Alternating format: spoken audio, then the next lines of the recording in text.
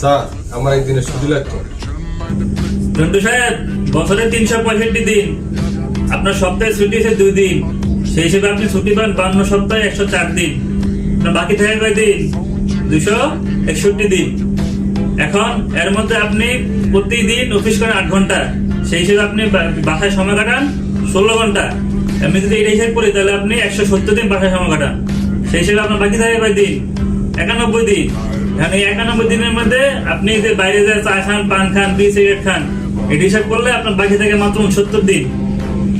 কারণ এই 69 দিনের মধ্যে আপনি আবার কি করেন? প্রতিদিন 1 ঘন্টা লাঞ্চ কাটান, সেই হিসেবে আপনার বাকি থাকে মাত্র 22 দিন।